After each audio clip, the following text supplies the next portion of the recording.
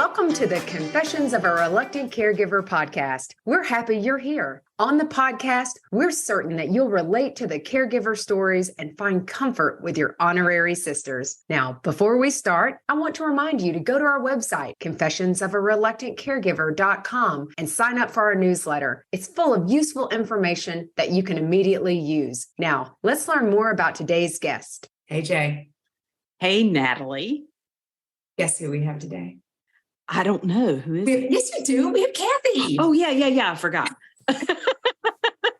We are so excited to have our friend Cathy on today's show. And she has, I'm going to tell you, everybody has quite the confession, but Cathy has quite the confession. She does. So why don't you tell us about our friend? Okay. So Cathy, this is her formal sentence. Get ready, everybody. I'm ready. She is an elder lawyer, a speaker, an author, and a media guest who unravels the complex financial and legal problems in the caregiving crisis. Ta-da.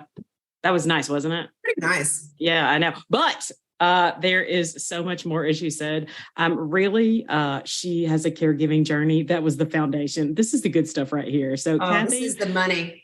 So Cathy's Nana moved in. Her Nana was 92, and she moved in with Cathy and Cathy's 2-year-old daughter when Cathy was 32. Cathy's self-description of this event, it was a hoot and a holler.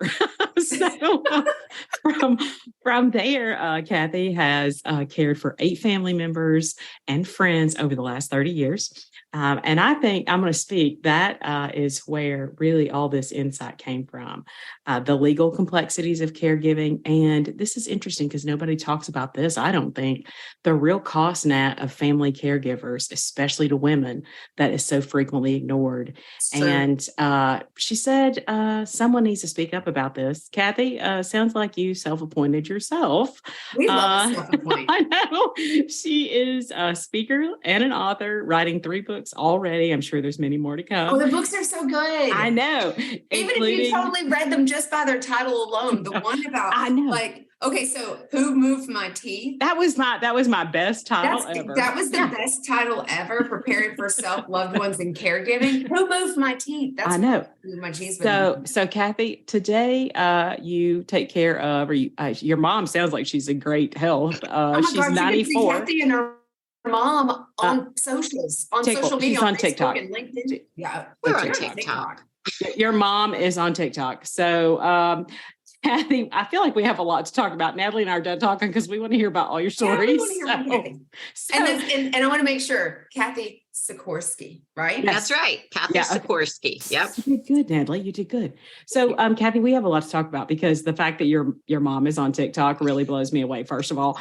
But so you're 32, you have a 2-year-old, and your Nana moves in. So let's roll. Let's get started on how you got Nana. That's where it started. So my dad was in the military. My mom had 5 children and was pregnant with her 6th. And my dad died in a helicopter crash. He was a helicopter pilot. Mm-hmm. So we came home from Germany and moved in with my Nana and lived there for a very long time. Yeah. And so ultimately 15 years later or so, my mom got remarried. My kid, we started, to grow up or whatever. But my core years as a young kid were living with my grandmother. And so when the time came where my grandmother needed help, she couldn't live alone anymore. And my mom and stepdad traveled quite a bit at that time.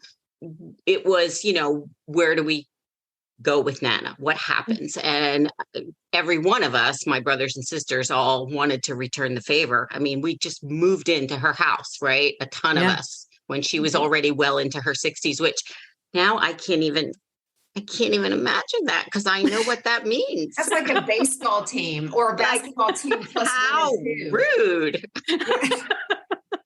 So I'm like, I've got, she was my second mom, of course, right? Absolutely. So I got to do this. And happily, I got to do this. Well, I mean, at the time I thought happily, I got to do this. I had no idea what that really was going to mean, but that's how it happened. Yeah. She came to live with me and I was at the time, the only stay-at-home mom amongst my siblings. So that's what I did. And you said stay at home mom. So somewhere in there, you got a law degree. Oh, yeah. So I had a law degree. Oh yeah, that. Fine, I did that. I was like, hold on now. Was working as a lawyer. There was not back then, as you guys know, I'm sure there was not a lot of opportunity to work from home or right. So it was either you were a lawyer all the time or you were a mom and you sort of had to make a choice. And I made the stay-at-home mom choice for that time. Okay. All right. So that's what was happening there. And so Nana came to live with me. Now, interestingly enough, I tried to keep doing some part-time work. Mm-hmm. Eventually that worked out later in my life, but not at that time. So I was just, and now I know why. I had a dog, a 92-year-old and a 2-year-old and a husband who was a traveling salesman. So. Oh yeah. You didn't have anything to do, Cathy. Wow. And my mom was traveling, like she was living the high life. Yeah. No, so okay, was Nana your mom's mom or your dad? Nana was my mom's mom. Yes, that's right. Interesting. I think, what a different dynamic that is that you've got 6 siblings. There's 6 of you. Yeah. Right. And you move in and you all moved in. What birth order are you? I think that's always. I'm obviously middle child, right? Oh no. I'm so obviously a middle child. There we go. So, okay. So who was the oldest when you moved in as a child, when you guys moved in as a child? What was the age range when you all moved in? So my oldest sister was 10 and my mother was pregnant with my brother. So she really was just like stair-stepping everybody. Yep. Okay. So that way she could be easy to remember the years. Okay. So that's interesting. And so what the dynamics would have been like. And so it's interesting that the discussion went beyond your mom. Did your mom have any siblings? Yes, my mother has 3 brothers. Oh, okay. And so where was you? It's interesting that you guys, the grandchildren got brought into the decision-making process because you don't hear that. It's typically the children are responsible. Yeah, interesting. Yes, and that's a really good point that I got to be honest with you, I never even thought about till you said it right now. But because we lived with my grandmother, I really felt more like her kid and her grandchild. I really lived with her from 4 to 15, right? Yeah. So she was my mom as much as she was my grandmother. And my cousins, who would also have been my age at the time, right? Having their own families, my mom's siblings would have been my mom's age in their 60s or whatever, but she had sons. Yeah. We hear that a lot. That's one daughter. Yeah. Who was my mom, who was the oldest. Yeah. And to be very honest with you, Natalie, and this is definitely a continuum that we are all experiencing today, there were no discussions. My mom was the person, right? Yeah, right. Absolutely. Do you think it was because she was female or because she was the oldest or a little bit of both? Yes. And because we lived with her, with my Nana. So turnabout is fair play. I don't know. Yeah. Right. No, that makes total sense. I agree with that. Yeah. Right. Totally, I'll say this. When our grandfather died, this was my mom's side. When our grandfather died, we, the sisters and I would take turns going over and spend the night with her, but I probably spent the most time with her. Yeah. I think a little bit because of age, a little bit because I wanted out of the house. But I grew up with my grandmother and my grandfather. I was really close. And I can tell you that had I been in a place, I would have totally felt that kind of same way because my grandmother was a true second mother to me. Right. JJ is like a second mother, to be honest with you. I think it would have been an easy decision that we would have been happy to step in and take care of her. So let's put forth here the fact that every one of us who has that kind of a relationship with someone we end up caregiving for, whether it's a loved one or a friend, right? That we ultimately feel so honored to be the go-to person. Right. As hard as it is, as tough as it is, there is a piece of you that says, I'm getting something you're not getting. Yeah. Within this relationship. And I am so honored to get that. And I'm grateful to have it. And there's a lot of days that I hate it, but I always felt really bad for my cousins because they did not have this relationship with my grandmother that I had. And you too, probably, Natalie, right? Yeah. I totally agree with you because no one knew my grandmother in my mind like I did. And it was very, very personal. Still now today, right? Yeah. You say, oh, my nana, my nana would say that. My nana used to always, oh my God, the things my nana said, I can't actually repeat them here. Yeah. They're they're not dirty. They're naughty. Yes. Well, you wrote the book. You wrote did. Showering with Nana. So I did. is You that, have to read that. It's confessions of a serial killer caregiver. I put killer because honestly, every caregiver wants to be a killer. I literally made a video with my mom yesterday, and it's for Easter. And in it, I said, I wanted to kill you today. Cathy, that is, I know. So we support that. That is a total, and that is the confession that anyone who thinks that this is easy it's not. And if you think that I want to be a caregiver full time, I don't. And, but is there all kinds of like silver linings to it? There is. And can you find joy and can you coexist doing this? And it's not forever. And because it may not be able to be forever. Ours hasn't been able to be forever. Emily and our mom right now has not been able to be forever. And so I think the truth of that is it's so individualized and it's not for everyone.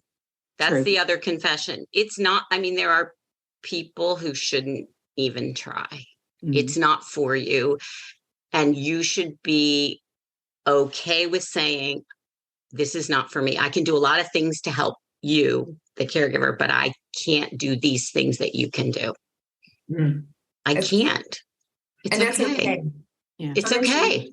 Permission given. Permission. Because if you don't, you're going to wreak more havoc. Oh, yeah. Just do what you can do, but do what you can do. Yeah. I like that. Do what you can do. Yeah. So Nana's with you. And how long does Nana live with you? Does she stay with you permanently, ultimately? So, no, she lived with me for 6 months. Then my mom came home from Florida, and then she went home. Then she came back for the next 6 months when she was 93.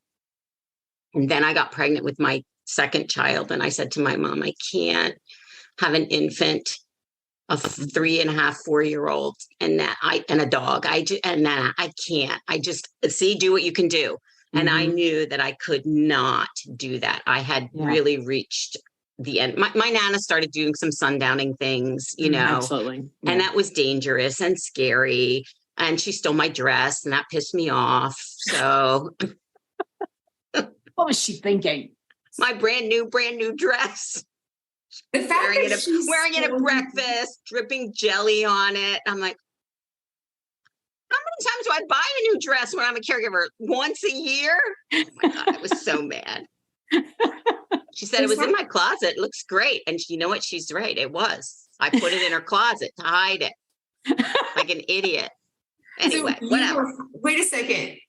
That sounds like my grandmother. Yeah. Because she would hide things when she would purchase them so my grandfather wouldn't find them. And so she would hide them in the trunk of her car. And people can't see that Cathy just put her hands over her eyes, that she was completely guilty of hiding them. So, but Cathy, were you hiding them from your husband by chance? I'm not answering that question. I love that. All right. Yeah. I know this show is called Confessions, but I'm a Catholic. I don't have to tell you everything. That's true. She's already confessed that to someone else. That is so funny. Bigger question is, Cathy, do you still do it? The biggest question is, do I still have that dress? And the answer is yes. I refuse to give it up.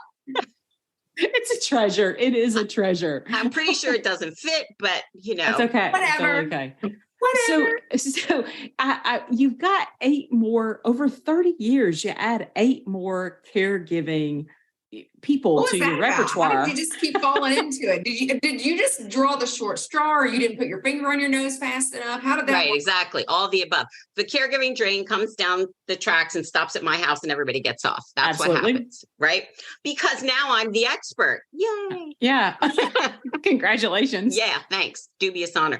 But And people, people find that incredulous, because honestly, I wouldn't believe that if you told me that. I would find that hard to believe. But it was, my great aunt, my mother-in-law, my other great aunt, my girlfriend who fell down the stairs and had a traumatic brain injury, my sister's partner, who my sister died from breast cancer. Her partner 3 years later had multiple sclerosis diagnosis, the worst possible kind, and he was a family member, right? So none of that was my job, even though I had now become an elder lawyer, only because I became an elder lawyer because I needed to know all this stuff. That's what happened. I didn't start out that way. It just happened that this kind of law grew with what was happening in my actual life. Right.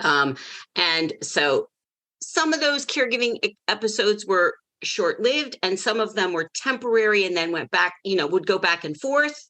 Right.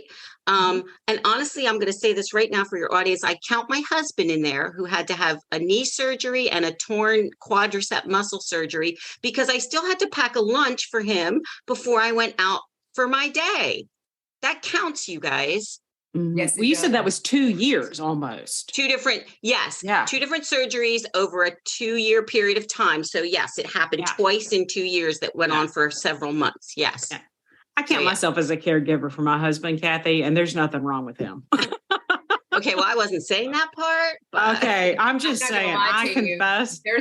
There's a lot wrong with Dexter. I know exactly. She's keeping him alive. Honestly, between an HR complaint and him not getting himself killed accidentally because he does some stupid things. Okay, we're going to have to edit now. No, we're not, because he won't listen. But I don't count my children. Yeah.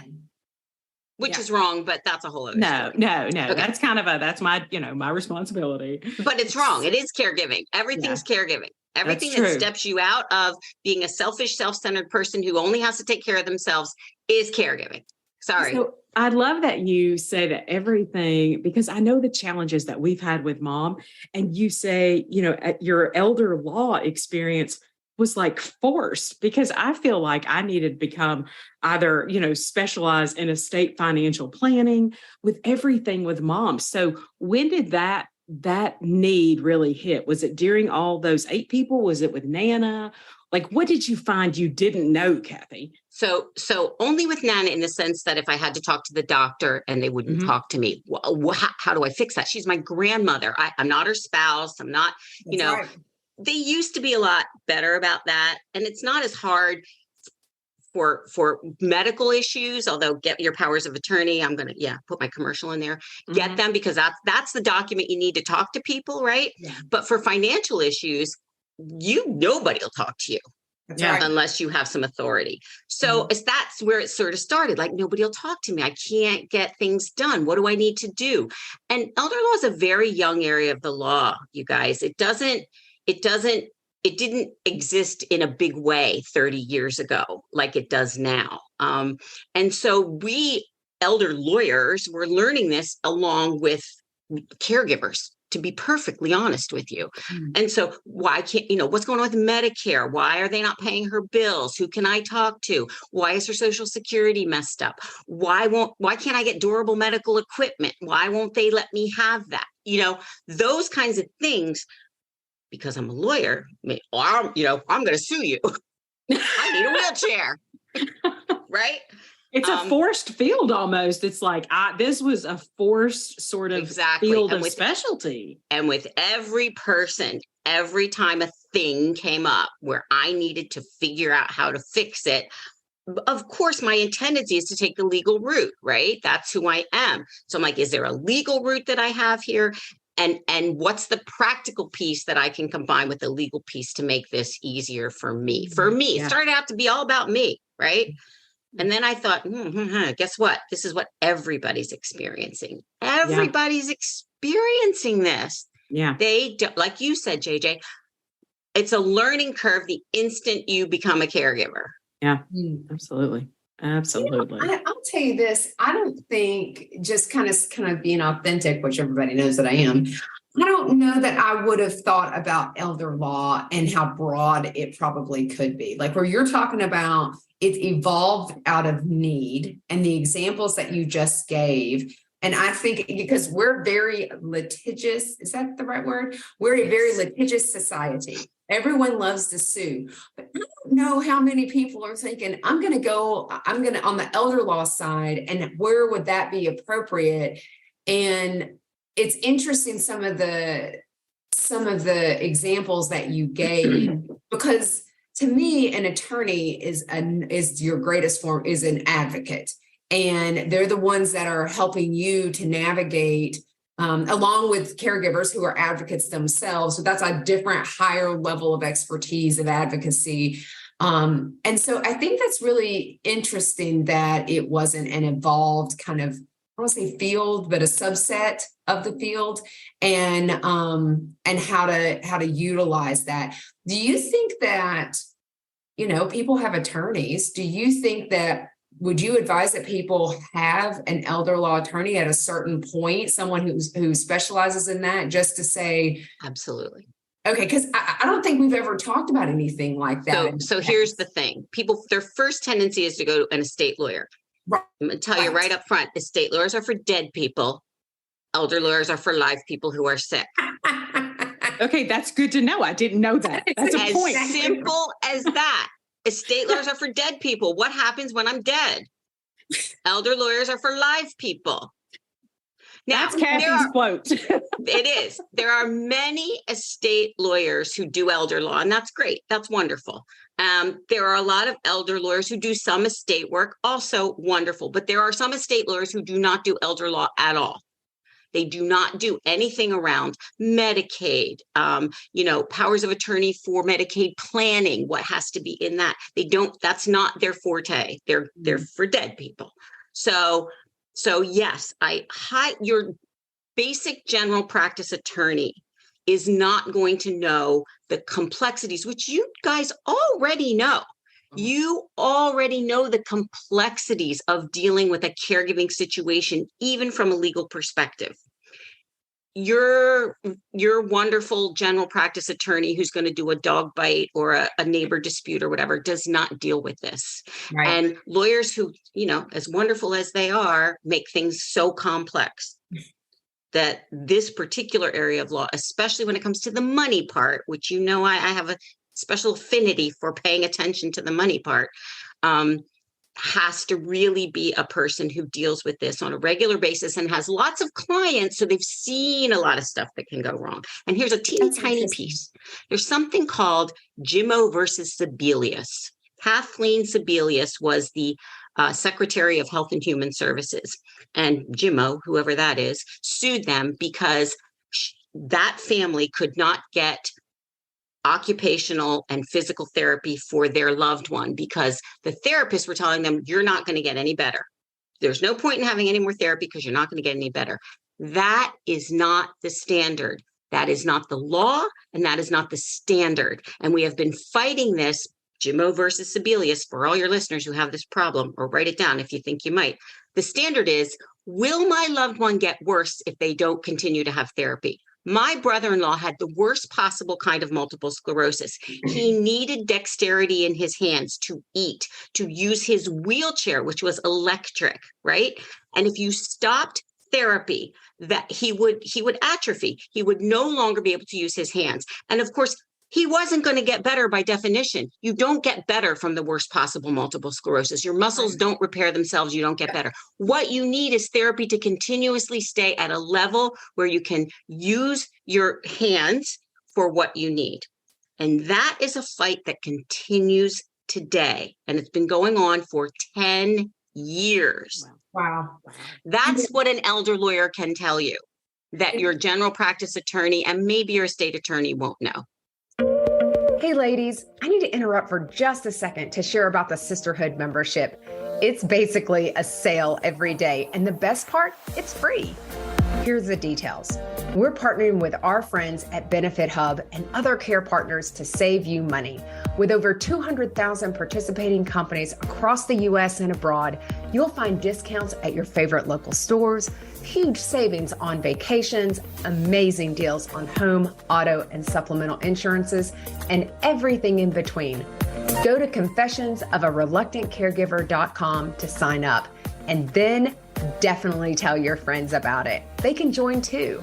Trust me, there's a discount for everyone. And don't forget, it's free. Okay, back to confessing. It's so funny, JJ. And you had to leave earlier. And it's funny that we said Hoot and Holler because we were at a Hoot and Holler event and in Roanoke a couple of months back. And there was the last person, it was focused on veterans, and it was stories of veterans and caregivers. And this woman, her son had a TBI. And he had his military vehicle had went over a landmine basically, and he was severely disabled. And the insurance company said exactly that. And so people feel so overwhelmed by the idea of, well, my insurance company said no. And they said, and exactly what they said, Cathy, was, well, he's not going to get any better, so we are not going to give it to him. And I know that this mother and her husband, and this son he's in his 30s now, but he wasn't able to walk, and he's does therapeutic riding with horses and things like that. It's been so helpful to him. But that was what the insurance company said. He had it for years. It had helped him to be upright, to sit upright on a horse when he is on a wheelchair, in a wheelchair. It's so amazing that spin where you said it's not about get better, it's about maintain so that he doesn't decline. I don't know that people would think about that. Yeah. And so because they'll take no for an answer, because we have this authority system of insurance, right? Yeah. And so they'll take no for an answer. And so a lawyer is there for you not to take no for an answer. That is who we are in every possible respect, right? We're advocates, period. That, like you said. And so that's why I would recommend, especially if you come across a blip in the road as a caregiver. And honestly, as you can see, that was my practical experience. Absolutely. It wasn't because I was a lawyer. It was because I was mad that they would even think about taking this away from my brother-in-law. Are you kidding me? There has to be a way. And I had this experience before that lawsuit was won by the family. So I was very attuned to that. But this is a continuing fight, which I often teach in my classes, just as here's a couple of, this is what lawyers know, you guys. We know secrets, confessions. Yes. That's what we know. And that's why you need to keep them on your radar. Yeah. So if you have a serious issue, keep elder lawyers on your radar. I think that's so important, Cathy, is just for people to know. And that's really what one of our goals is. What got us started was a fire. That we're like, no, this cannot be right. And it's the same thing for you. And when I hear you talk about it, it's the passion. And for people to be able to say, don't take no. Natalie did not do that with her husband. We have not done that with mom. Like, don't take no. There were facilities that said, no, we can't do this pump that your mom has, which has made her life so much better. And we were like, no, that is not true. We said no to that. We said no. You have to do that. It is a medical device, and RN can handle it. Everyone cannot say no. No, that is not the answer.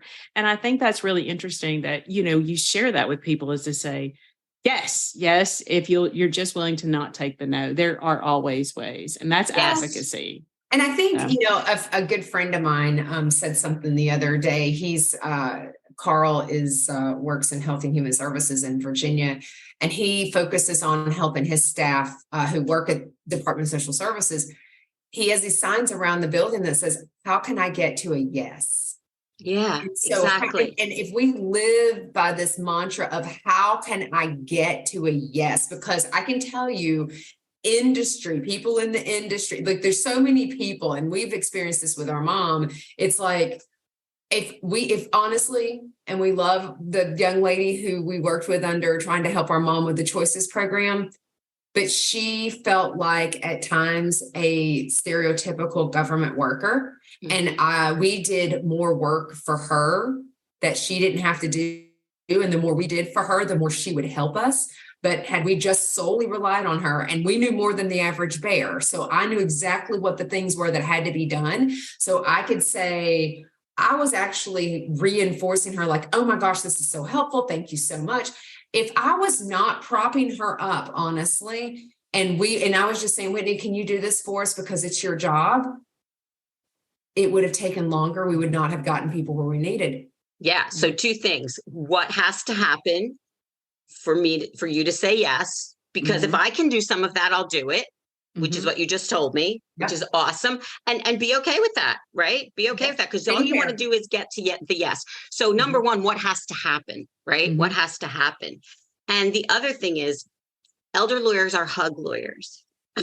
We are not typical, angry, we're going to fight kind of lawyers. We're here generally as a practice to hug everybody and make sure things get done properly, right? So don't be afraid of us.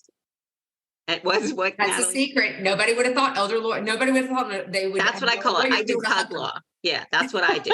and everybody in my profession is pretty good at that, right? Yeah. So yeah, don't be afraid of that, because you can do a lot of things. I am not saying you can't just as a caregiver. You have a lot of power. Don't give away your power. You have a lot of power. And things like this podcast are exactly what are going to help you step into your power. Learning things about caregiving from every possible point of view for you to step into your power and be that caregiver and be bold with your power to help and protect your loved one in a way that's just, you don't have to be mean or aggressive. You can just be what has to happen. We're going to get to this yes together. What has to happen? I like that. You have so it just so happens your mom you got the career, you've done all this. So now you got mom. I'm going to jump forward. I know we got up on the side. Sorry. Yeah. So we're because Cathy does amazing stuff. Now we're going to go push back into, okay. Yeah. So Cathy does amazing stuff, and we're definitely going to make sure everybody gets information. You're probably going to get thousands of calls at this point. Cathy's a badass. Yeah. Okay. We'll throw that in. She is. I'm definitely inspired of that.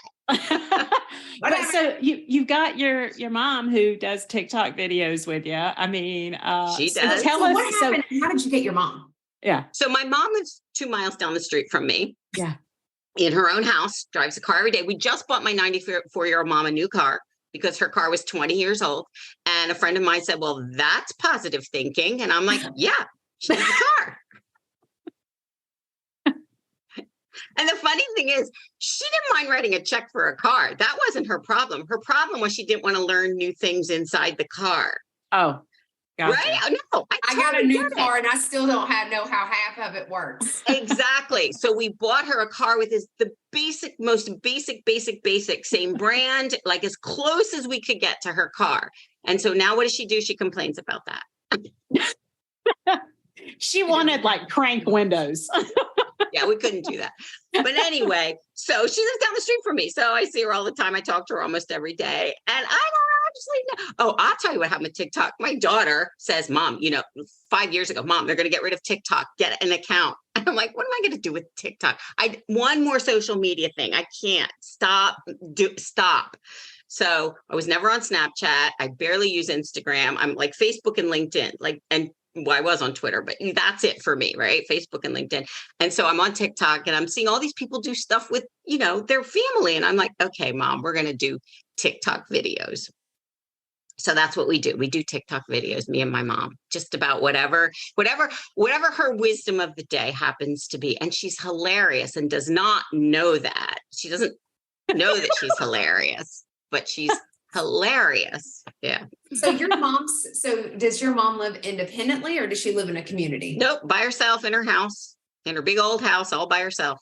No kidding. Yep. And she's 94. Yep. There's hope for us all. It must have been all that travel before. She goes to the basement to do her laundry, which drives us all insane. But I carry a phone. It's fine. Oh, my mother has a smartphone too. So don't let anybody give me any garbage about smartphones because my mom uses a smartphone. Heck. She'll text you a random picture of a cat sometimes. But other than that. Our mom does that too. And just random things. Random letters. Our mom will randomly text us JJKLNPO. Yeah. We're like, But we know that's when she's having, because of the Parkinson's, we know that's when she's having a tremor. So we call. Yeah. We're like, hey, Mom, what's going on? Okay. Yeah. Group text. I mean, even our nephews, it's right. Our oldest nephew, Owen, will respond back because it'll be in a group text and he'll respond back. And he was like, right.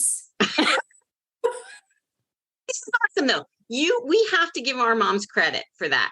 right? They are embracing, they are open-minded, and they are embracing what they need to do to stay in touch with their families and be in the 21st century. Is funny. And it's all going to be us too. I say one day you're going to be standing in front of your whatever microwave or your coffee maker, and you're going to be saying, make coffee. And you're going to yell louder and louder, make coffee. And you're going to call your daughter and you're going to say, this won't make coffee. And she'll say, Mom, you have to say brew coffee. Oh, you have to say Siri instead of Alexa. Exactly. This is going to happen to us too. So let's not get on our high horses and be laughing at them, because it's coming around the corner. That's the truth. Oh, well, I'm just in awe. So tell me, because we have all these resources from you, and we want to encourage everybody to get on Facebook and hook up with Cathy. Yes, TikTok and TikTok and watch our mom. TikTok. And her mom. So we're going to jump back over, because Cathy, I know I've watched a couple of just live things on LinkedIn with you. If there were a couple of different things that our listeners took away with them, if they jumped in right now and you said, guys, you have got to do this in your professional opinion? Thanks for asking me that question, because that's really, really important. You have got to get your legal documents. You've got to get powers of attorney. You always think wills are more important. Remember, dead people. Wills are for dead people, and wills are important, but we're talking about live people who are sick. You have to have a durable financial power of attorney, and you have to have a healthcare power of attorney. An advance directive or a living will, you've heard about those. That's a document. It's great. That document, because people don't even know what it is a document that says, if I'm in a permanent vegetative state, what do I want done? What we would call pull the plug or not pull the plug. That's really what it is, right? Yeah. And you get to decide that now. And let me tell you why you need that. It's because your family is going to be fighting over pulling the plug or not pulling the plug. So if you decide, then everybody can say, oh, Mom decided. This is not up for argument. It doesn't even matter what I think. Mom decided. It takes your caregiver off the hook, and it makes the painful, difficult process just a teeny tiny bit easier for your loved ones. Okay. So you got to get those. You must. I'm going to tell you to get them from an elder lawyer, because we have crazy things in there that have an impact that people don't think about. For example, if you don't have something in there that says, this is really okay. So a lot of people, their spouse has a great big huge fat IRA and they don't, right? And that's their money, right? That's their retirement money. That's the money that they're saving. And it's because the person with the big fat IRA, their company contributes 5%, 10%, whatever. We're going to save it in this guy because I don't have that kind of a job. So then this guy with the big, huge fat IRA has a stroke. You as a spouse have no access to that money without a power of attorney, none, because IRAs can only be owned by one person. IRAs, 401ks, 403bs, legally, it can only be owned by one person. It is never a joint account.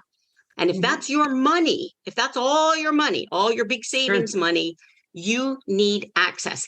If your power of attorney doesn't literally have important language that allows gifting, because you're gifting that money to yourself as a spouse, nobody cares that you're married to them, you probably won't be allowed to have it, even if you have a power of attorney.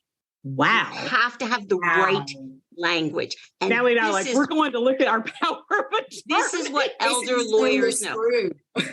Now listen, every state is different, right? And this is the problem. And some states are more lax than others, but what the heck? I'm like, Tim Taylor, more power. Have as much power in your power of attorney as you can.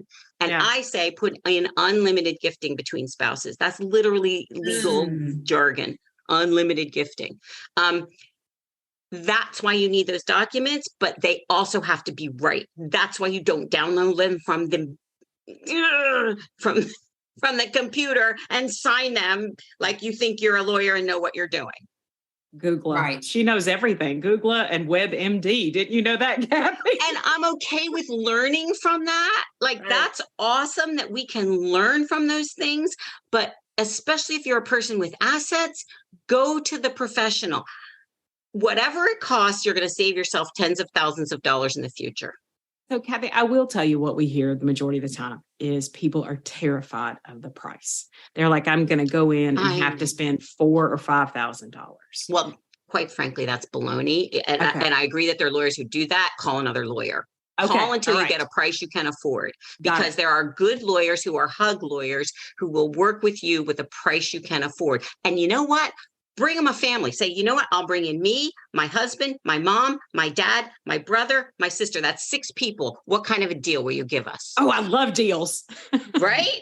That's a discount. I love like that. it. And I now like they the have your idea. whole family as clients. Like, that's awesome for them. That's a good idea, because everybody needs these documents. You all need to get on board. Negotiable, and everybody needs it. If you don't like that lawyer or it's too expensive, find somebody who can do it, because there's plenty of us out there who are reasonably charging for these documents. But I'm going to tell you right now, they're not $100. They're going to sit down with you. And as if you're a person with assets, figure out how important those assets are to you to save for yourself or your family. Yep. And is it worth the cost? Because I'm telling you it is. And if your person without has minimal assets, you still need these documents, Kathy. You do. And maybe then, okay, so if you're going to do this for your 18-year-old college kid because he's going to college and you want to make sure that you're in charge of his money and his health, if something happens to him, you can download that from the internet. I give you permission. Because he doesn't have anything. Yeah. No, you're exactly He better right. not. But you have no authority over him. He's a grown-up. He's an adult in the eyes of the law. Yeah. No, that makes sense. Ooh, that's really juicy. No, that is good. Okay, Natalie, it's time. It is time, Jay. You didn't tell her. You didn't warn her. Yes, I did. Oh, you did? Okay, Yes. Kathy. Did? I don't feel warned. It's time for sister questions. It's time for sister questions. All right, I'm ready. Okay. So you have a book called Who Moved My Teeth? Which is our favorite. So just tell me, just kind of get an inkling of what the title, like, where did that come from? Natalie's right. I totally stole it from Who Moved My Cheese, which was a big business book that every business person had back in the 90s. But it was about having to figure out how to deal with change in business. That's right. Yeah. Let's figure out how to deal with change in our lives with caregiving. And your teeth obviously are really important. And the very first story is about my grandmother's teeth gone missing in my house. I'm not going to lie to you. I can remember, because again, my grandmother had teeth. Yep. Not that we're permanently attached. And I can remember walking to the bathroom and at the beginning thinking, ooh, there's her teeth. And then as I got older, I'm like, I'm all like brushing my teeth. She's brushing her teeth down here. In her hand. Up here, she's lower. And so that who moved my teeth. Perfect. My grandmother has walked around before saying, I can't find my teeth. We literally spent a day looking for my grandmother's teeth, which is the first story in the book. Me and the 2-year-old looking for the teeth. As long as the teeth weren't in the 2-year-old's mouth. We're good. We're good. We're good with that. Okay, Kathy, here is the favorite question. I'm selfish. I get it every time. I don't give anybody anybody. What is your favorite guilty confession? What is your favorite guilty pleasure? What's your favorite guilty pleasure? Oh my God, I'm so lazy. I am so lazy. I will sit and watch TV for hours. I support that. I do. And then when the TV bores me, I'll turn it off and not get out of that seat. Just pick up the book that is right within reaching distance and read that. And it's 99% of the time fiction because, life is hard enough. So it's right now I'm reading a bunch of Amish murder mysteries. Like, is that even a thing? Yes, my friends, it's a thing.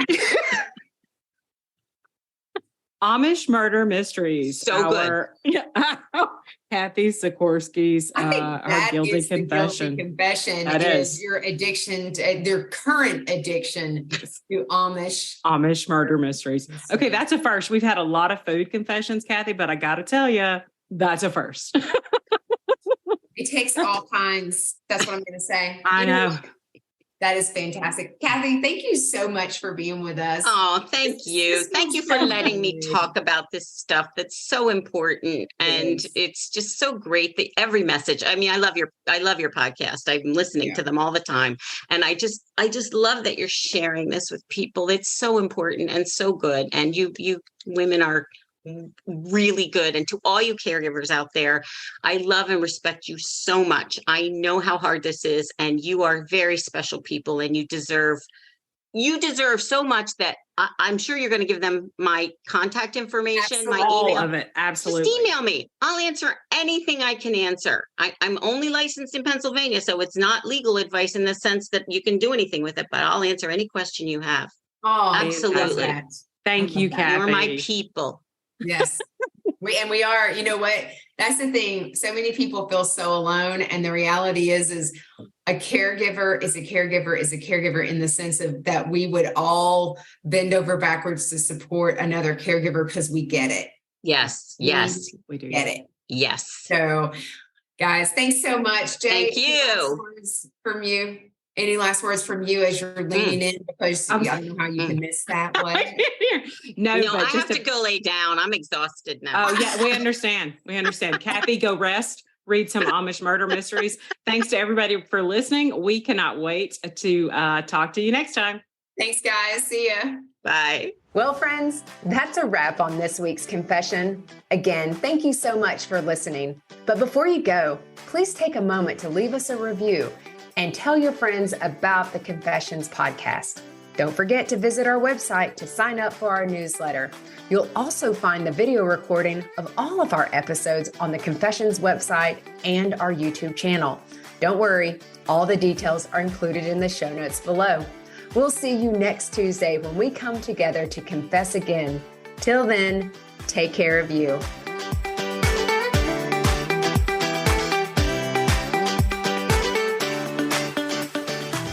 Okay, let's talk disclaimers. You may be surprised to find out, but we are not medical professionals and are not providing any medical advice. If you have any medical questions, we recommend that you talk with a medical professional of your choice. As always, my sisters and I at Confessions of a Reluctant Caregiver have taken care in selecting the speakers, but the opinions of our speakers are theirs alone. The views and opinions stated in this podcast are solely those of the contributors and not necessarily those of our distributors or hosting company. This podcast is copyrighted and no part can be reproduced without the expressed written consent of the Sisterhood of Care, LLC.